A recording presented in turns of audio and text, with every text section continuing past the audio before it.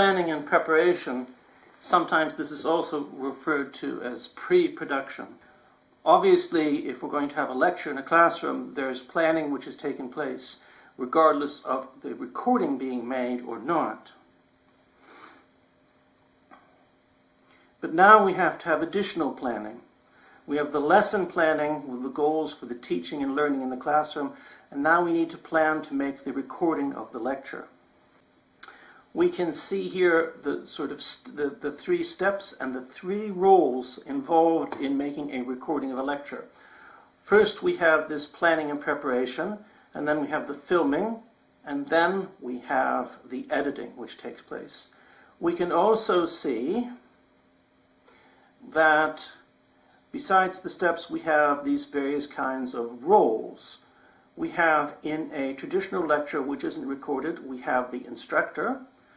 But now that we're going to make a recording of the lecture, in videographer terms, we don't have an instructor. Instead, we have what is usually referred to as a talent. The talent has a skill to demonstrate, knowledge to present, questions to ask. Then we have the videographer, who's sometimes called the DP, the director of photography. And then after that, we have the editor. In my case, if I'm doing all the work, if I'm functioning as a one-man band, then I'm doing it all. An advantage to that is that I can have a continual dialogue with myself as in the role of being the talent, and in the role of being the videographer, and in the role of being the editor. That means that I can do things exactly the way I want it. However, normally, of course, we would imagine the talent and that somebody else will be recording, a videographer, and someone else might be the editor. Or we could have combinations where the talent is the editor and someone else does the filming. Or the talent functions as the talent, and then we have the videographer and the editor who are the same. But in the planning and preparation process, the roles have to meet, regardless of who's actually fulfilling those roles. The talent role, the videographer role, and the editor role have to meet to discuss this, because editing is dependent upon the production, the filming, and that is dependent upon the planning. And everything needs to sort of be planned so that everything works well. And planning is, even if it takes time, it is supposed to be so that we save time in the coming steps. When the planning process is over, there needs to be some kind of documentation. The most important part of the documentation for the filming is so that the videographer knows what she or he will be doing, and the talent also knows what he or she will be doing. If there is a very important point where there's maybe a shift in the lecture, the videographer needs to know that, because maybe the videographer has agreed with the talent that at a particular point in time, instead of looking at the students in the classroom, the talent will look straight into the camera.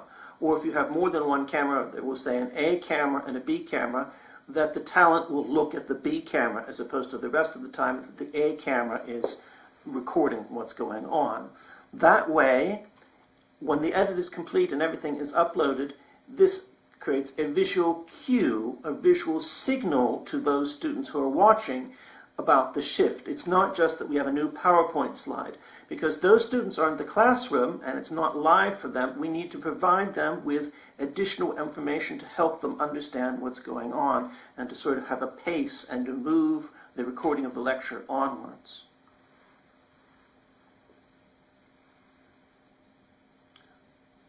So what happens if we don't have any documentation, or we don't have the documentation with us? The talent will come in and hold a lecture, and the videographer won't know if there are important points in the lecture that need to be filmed from a different angle or punched in. And I'll make that in the edit so you can see the difference there that it could make. If the talent is expecting the videographer to do something and the videographer has no understanding of that, and vice versa, then it will be like that no one is doing what the other one thought the other would be happening. Also, if there is no planning, in all likelihood, valuable time will be lost. in more likelihood the students that are in the classroom watching the lecture in the classroom will be disturbed by this lack of coordination, and they'll be disturbed by the videographer having to move around and get in the way, so to speak. And that's not something we want. We want to have the students that the experience is unobstructive as much as possible for the students in the classroom, at the same time as we are making a very good copy of the lecture in our recording. And in some ways we're making an even better copy, a different kind of copy. How could we go about doing this, making this kind of planning? Let's assume for the moment, for simplicity, that the talent has decided that she or he is going to use PowerPoint. That would mean that there are PowerPoint slides that will be shown at different times during the lecture. There might be some drawing on a whiteboard. The talent might ask a question of the students, but everything seems to be organized around the PowerPoint presentation. If there isn't a PowerPoint presentation, then there could be planning another way, but for the moment, let's assume that there is a PowerPoint, a series of PowerPoint slides. What would be best for planning would be if the talent, prior to the meeting, printed out 2 copies of the PowerPoint presentation, the kind where you have space to the right to write notes. It's what's sometimes called the handout or the audience version, if you want to distribute printed copies of PowerPoint to people that are watching you speak at a conference. And this means that we have the talent having a copy, and if the editor is going to be there as well, the editor can borrow the talent's copy later. You could have 3 copies, but you have the talent and we have the videographer who have exactly the same material, and they're talking with each other, and they're writing down notes to the specific person about what's going to happen, to plan the recording, but also plan the sort of slightly modified presentation that the talent is going to make, so that the students in the classroom get a good lecture and the students that are watching this later get a good copy of the lecture. And this way, both individuals have this printed material. The talent can decide, if she or he wants to add these notes as notes in the PowerPoint presentation, but they have to be visible. If I was the talent, I would probably have the printout on the podium so I could glance at that from time to time, and the most important thing is maybe I would mark with red or something like that.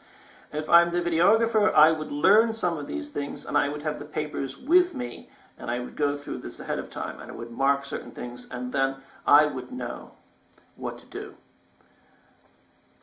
This corresponds to making a cinematographic film with actors and the people that are operating the cameras making the recording.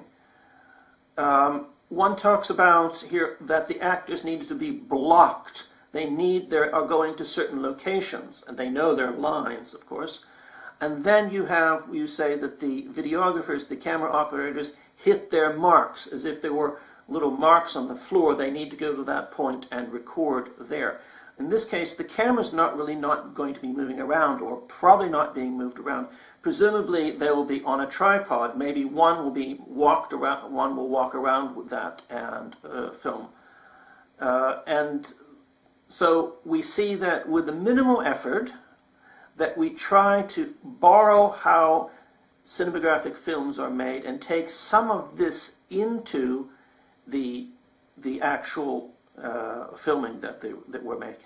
In a cinematographic film that's being made, there's often talk about storyboards, where you're planning, but it's not PowerPoint printouts, it's something else, where the director or somebody else has actually made small drawings, or actually they've employed an artist to make small drawings that sort of sketch what it might look like, so that everyone understands the sort of idea of what's going to take place. And then the crew in the film that's going to make the film, they arrive at the location, or they arrive at the set, the indoor set where everything's made up, and they, as they say, they film the boards. We have the storyboards, and they just carry out the plan that was thought. Sometimes the director feels that something's wrong. The idea and what they're doing, something's wrong with that. And then there'll be some sort of break, and the director will discuss with the actors and the director of photography and perhaps others and make a modification. They might shoot the original idea and then they'll do it another way, which seems to now make more sense. But we have lots of students in front of us, and we can't do that. They're going to start looking at their watches and thinking, I have my next class in 15 minutes. Stop this kind of nonsense here. Plus, if there's a mistake which is being made, that the videographer and the talent aren't in sync in their movements and what they're going to do, and something doesn't work at all, well, after all the students are left, if the room is available, the talent and the videographer are going to have to stay in the room and reshoot the part that didn't work, or they're going to have to come back several days later and reshoot that part, which means that the editor is going to have to wait to be able to make the final version, to put all the clips together, and maybe we were losing time because we wanted the recorded copy available to the students that weren't in the classroom by a particular date, a particular hour, and the editor might not be able to do that in time. So this is why it's essential to have planning and to document the planning and have those documents with you as the talent and with you as the videographer. If there's going to be one camera that's going to be used, and the idea is that we don't need all that very many visual cues, then maybe less planning is needed, but some kind of planning is needed. And my suggestion about if you have a PowerPoint-based lecture of how that planning could be done, that could be modified and improved, or the level of ambition could be lowered or raised in some other way of planning. When I'm a one-man band and do all the work together, what I sometimes have is I have used Word, and I have a landscape printout, and I have different columns in that, where I have key points that I'm going to say, I have a little diagram or a place where I can draw that, or I make instructions to myself about the camera or things that I want to have in the background. In this Hybrid Manifesto, I don't really need that. Instead, I'm usually just sitting in one place or walking around in one place.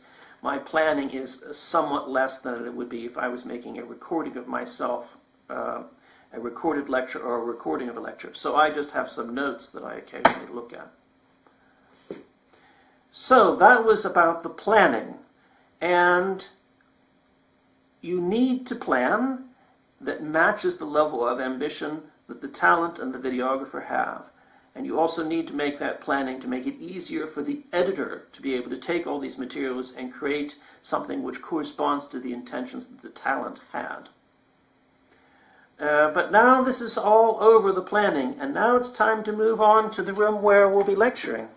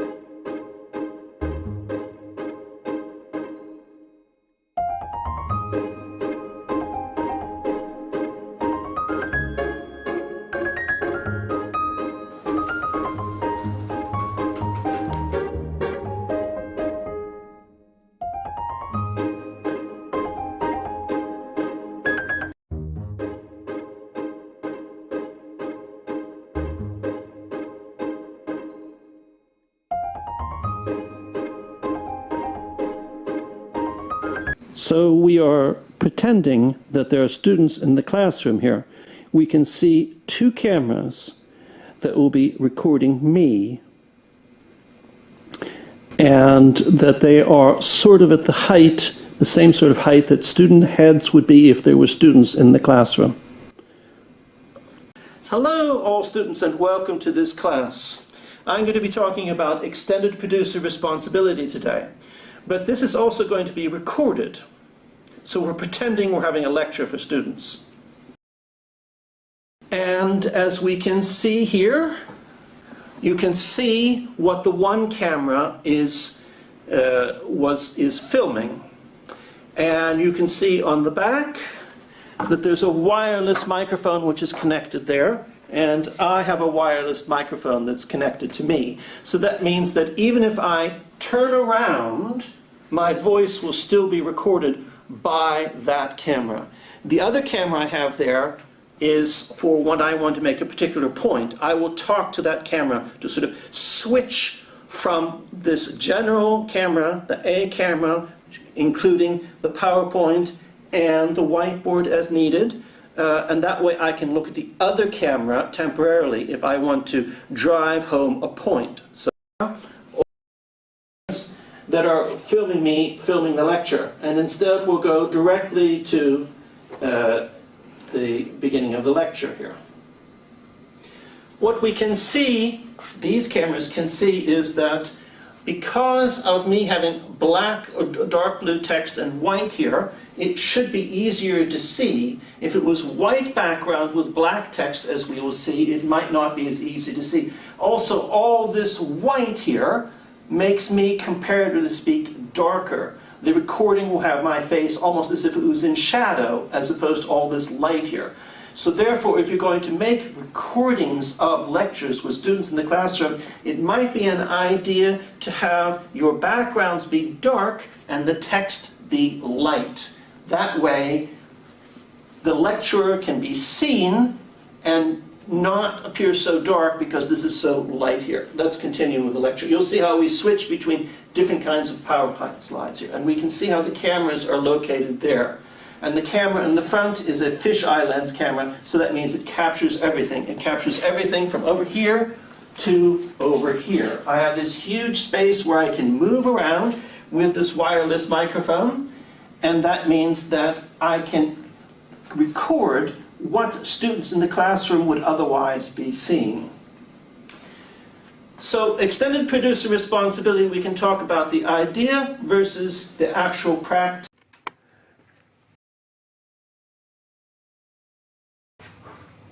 So then the question is, what happens next with that? If everything is in a yellow bin, we don't have glass packaging waste, we don't have plastic, and we don't have paper or cardboard packaging waste, which is separated.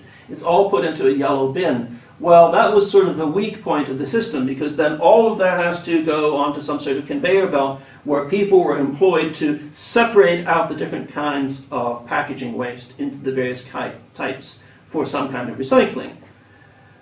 Now, but this was a decision that the companies made to establish the system. And so the DSD system has to reach collection and recycling goals which the packaging ordinance stipulated. So we have this as a pressure on companies. The companies established the DSD to achieve the goals there.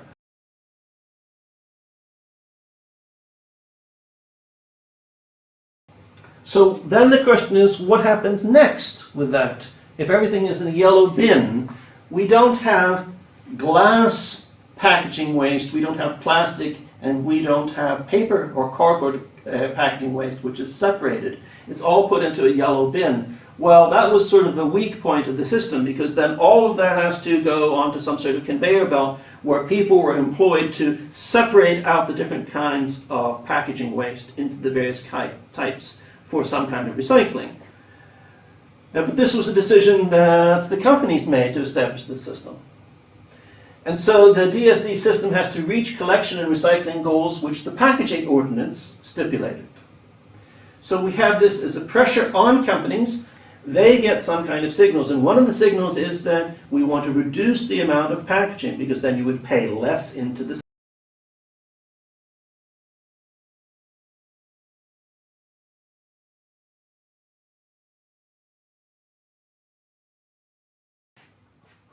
On me this is a transmitter,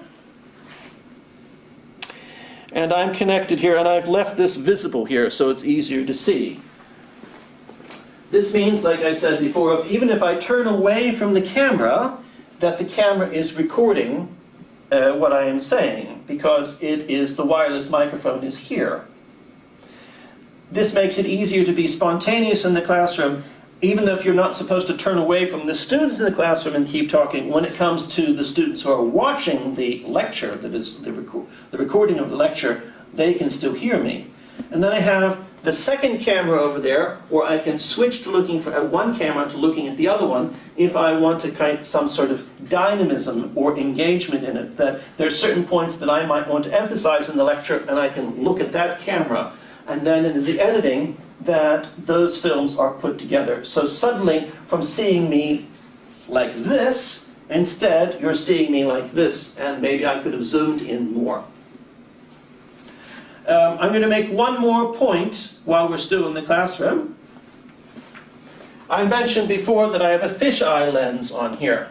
So it's rounded. That means that there's this wide area where everything can be caught on the film. This means I'm not limited to standing like this and pushing and going like that. I can move around. There can be sort of a natural dynamism of the lecturer moving around in a particular area. Unfortunately, on the very edges, things are a little bit warped. If I had another lens, which I don't have, and most of my equipment was bought with my own pocket, so somebody would have to, some organization or person would have to be a benefactor to get me a lens that was very wide but didn't have the fisheye effect on the edges, if that was important.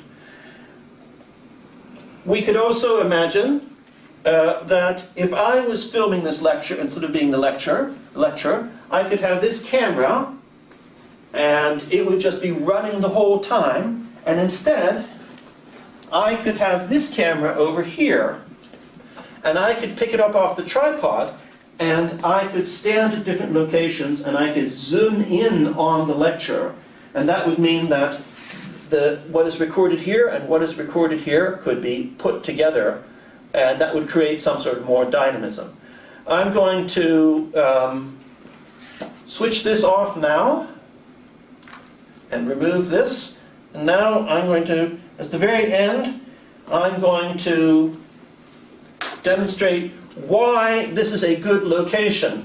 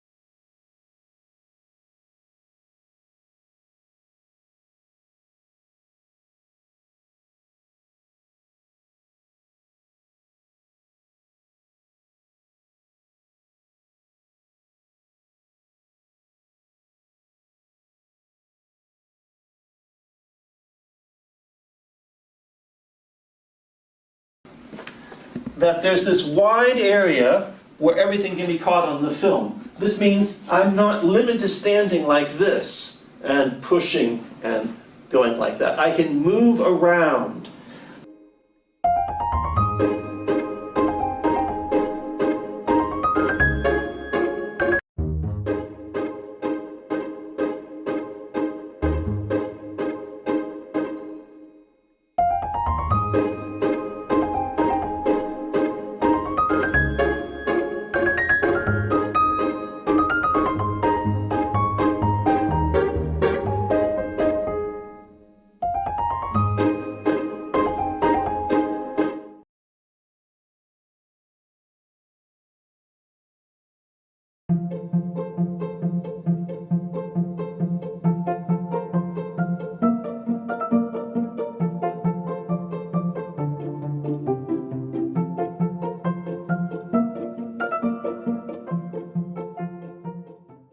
So now we have a series of video clips, and these were shot according to a plan, hopefully, and we can fulfill the plan with that. In this case, editing becomes placing the clips in a logical and chronological sequence that corresponds to the intentions and wishes of the talent.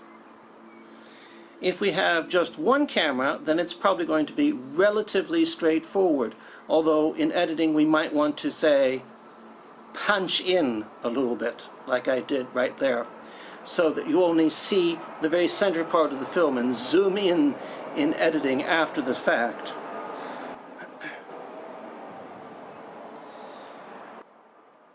Other kinds of matters where we might need to work more with editing would be, I'll just give an example.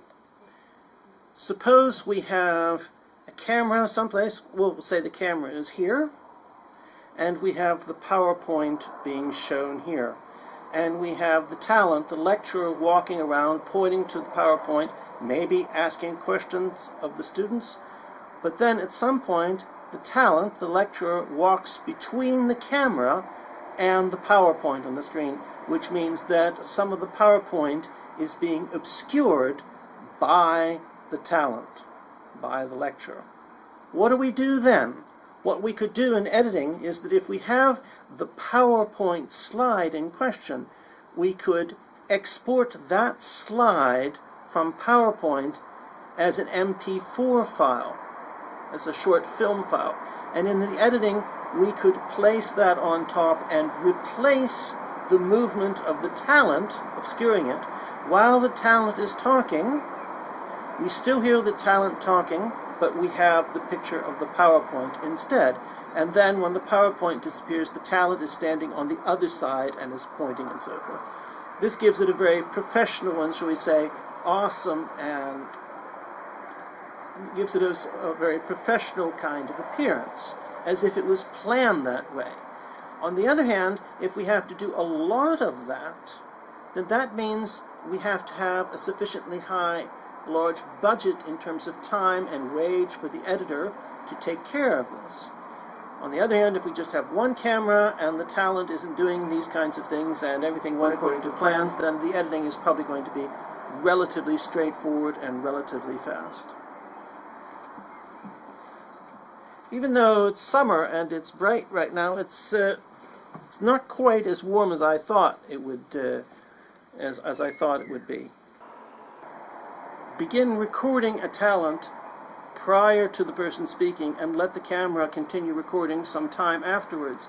And we might need to cut off some parts of that clip as we put it into the editing software. And that would be something, making those kinds of recordings a little longer than actually necessary makes it easier to include a transition, which isn't just a jump from one clip to another, if that turns out, if we have the need to have put several clips together. There could be a transition that could be added in there. It's a rather good advice to have a new person who's never done this before be recorded a few seconds before and let them be recorded a few seconds afterwards. Actually, it's a good idea in all circumstances.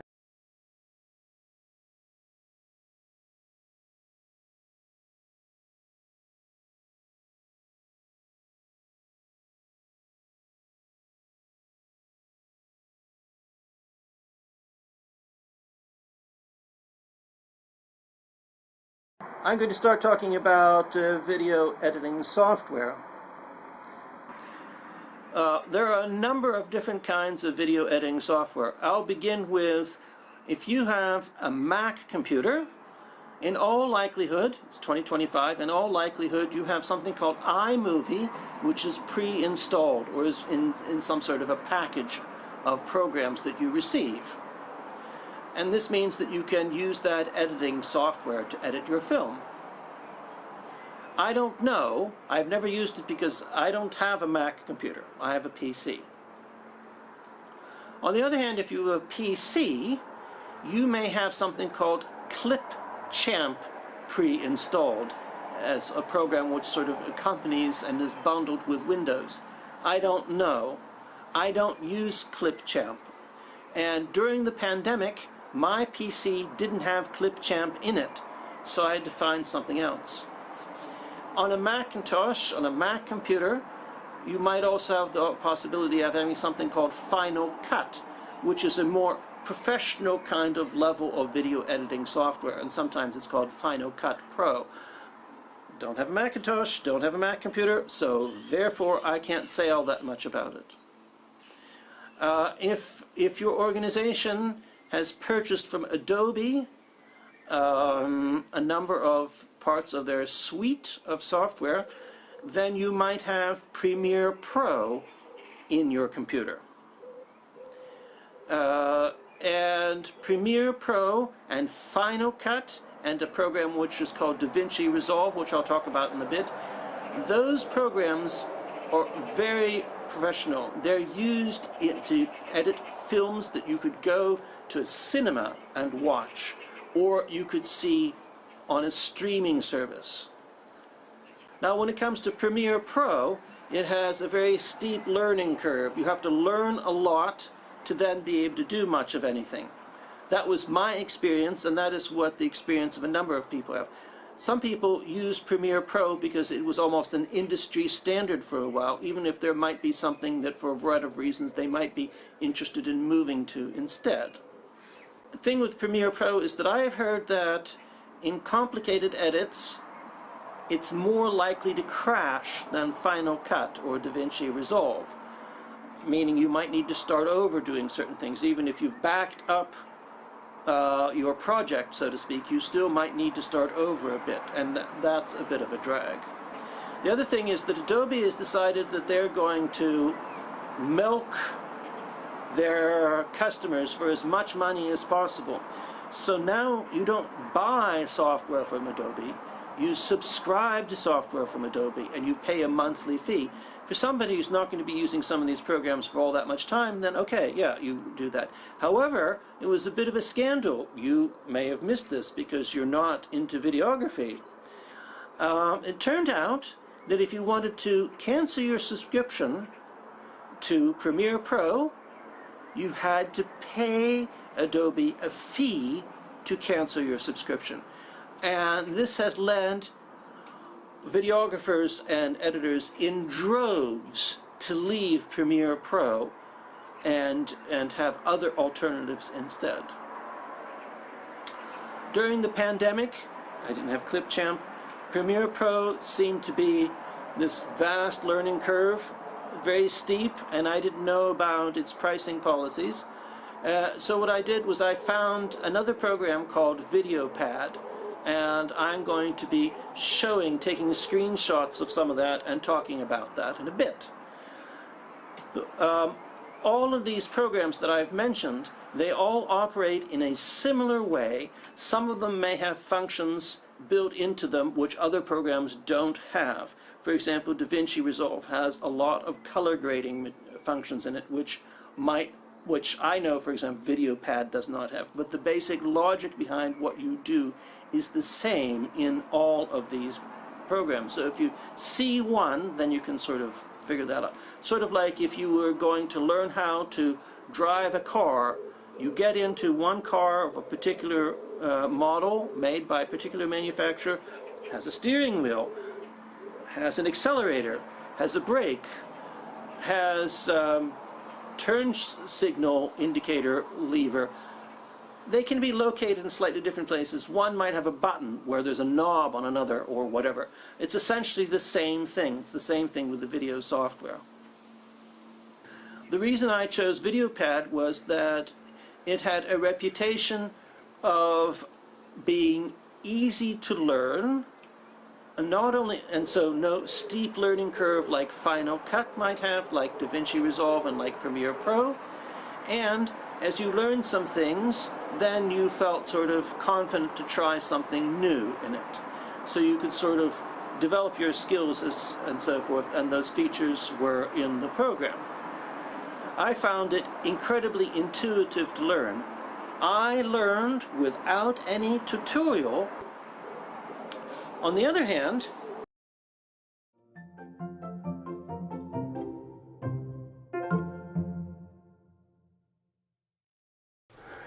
So let's continue. First we can see a typical video editing software page. This is from VideoPad. And now you can see at the upper part of the screen that I have put a green box, and we can see the menu with drop-down buttons similar to Word or Excel or something like that. Below and to the left I have put a dotted yellow box, and we can see that the various files have been put here. These are the files that I'm going to be using in the project to make the film. I have added the files there. Typically this is what it looks like on most video editing software programs, that it's in the upper left. Next, if we go to the right, of the yellow dotted box, there's a purple box, and that is the preview. Whatever is being displayed at the moment in the video editing software program, or if you're watching some of the video when it's not complete, you get to see that as a tiny little screen in a screen. You can see me there as I'm sitting on my balcony. Below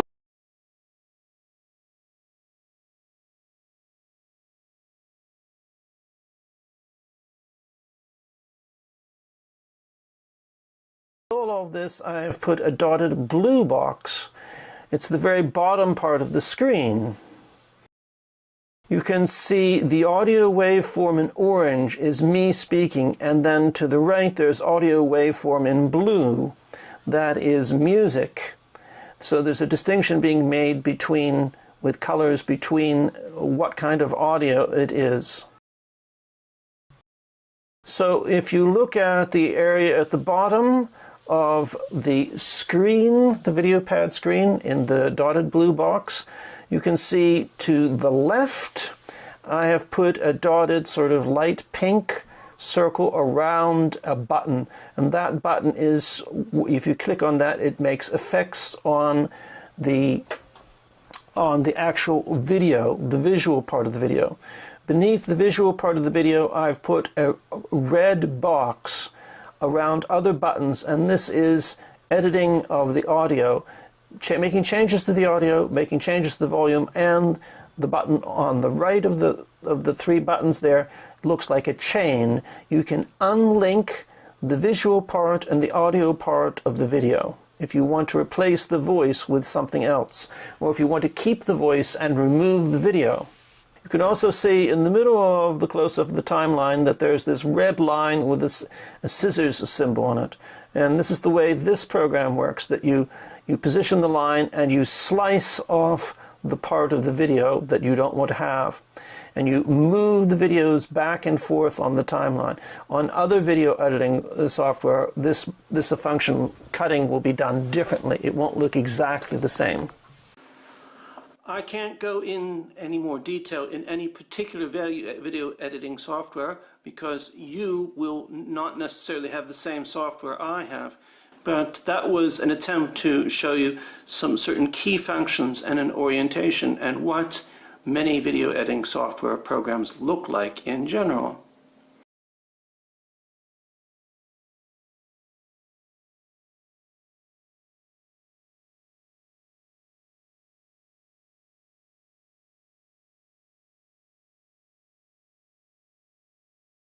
I'm not going to talk anything more about editing here. I learned editing by trial and error, and editing is its own part of the video production process. When it comes to working with a cinema film, the editor is a sort of an unknown person. You hear about directors and actors, but never about the editor. And the editor has a very important role. And as you'll hear, if you watch the videos that I've provided links to, further down, so to speak, you'll hear famous, or maybe not so famous, video editors tell you that they can't teach you editing. And you'll hear why. The second film is showing you the editing process of a very complicated kind of filming. where the editor became in some ways the director. And you may have seen this somewhat famous short film about a particular artist in California, and this is the explanation of how the editing was done at the last minute with a very unplanned kind of filming, and where the talent was not very helpful in the filming process, and everything was sort of dumped in the editor's lap to try to solve the problem. If you've seen this film before and you've recognized it, then you'll say, aha, that's all that work that went into the editing. If we work at the same university, it might be possible for me to have some sort of a hands-on, one-on-one, or a small group of people together with me to deal with editing. But editing is something which you learn by doing. You learn the rudiments of editing, and then you learn by doing. That's what one of the editors says in the film that you will be able to see. If you missed the film number 2, I'll provide a link to that later on, and I'll provide a link to the welcome film, film 0, so to speak, in this Hybrid Manifesto. Otherwise, here we have an outro where I can thank my assistant, who I could not have done all this without her help.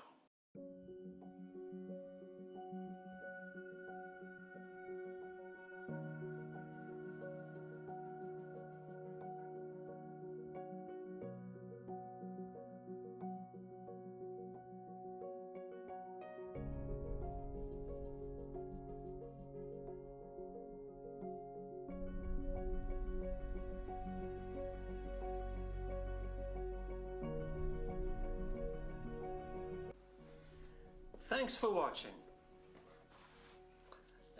I'll put a link in the text below, but also I'll write it up here or someplace here where we have a link for you to the text part of a Hybrid Manifesto. I've put the text part on Hybrid Manifesto in something called a Patreon.